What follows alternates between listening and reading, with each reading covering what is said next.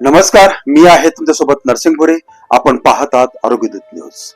मित्रांनो, शेतकरी हा वर्षभर कष्ट करतो. उन्हाची पर्वा नाही, पावसाची भीती नाही आणि संकटाची तमा नाही.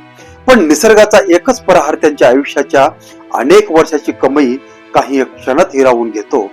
अशीच एक अत्यंत वेदनादायक घटना जळगाव जिल्ह्यातील भडगाव तालुक्यातील वाडे येथे घडली.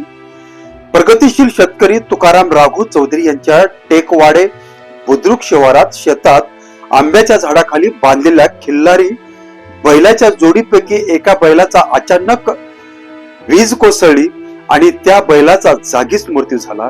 ही घटना केवळ एका जनावराच्या मृत्यूपुरती मर्यादित नाही, तर एका शेतकरी कुटुंबाच्या आयुष्यावर कोसळलेले मोठे आर्थिक आणि मानसिक संकट आहे.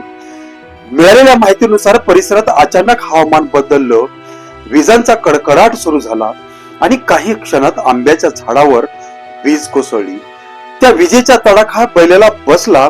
शेतकरी काही समजून घेण्याच्या आतच त्याच्या डोळ्यासमोर त्यांचा विश्वासू साथीदार कायमचा निघून गेला.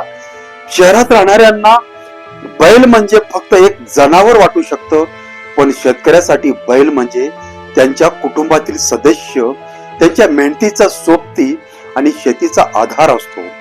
पेरणी असो, मशागत असो किंवा इतर शेताची कामे, बैलाशिवाय अनेक शेतकऱ्यांची शेती अजूनही अपुरीच आहे.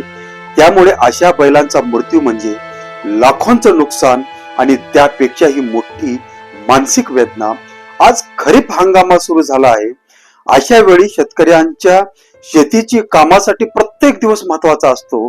मात्र निसर्गाचा या एका प्रहारामुळे तुकाराम चौधरी यांच्या समोर आता नवीन बैल घेण्याचं, शेतीची कामे पूर्ण करण्याचं आणि आर्थिक तळमळ बसण्याचं मोठं आव्हान आहे.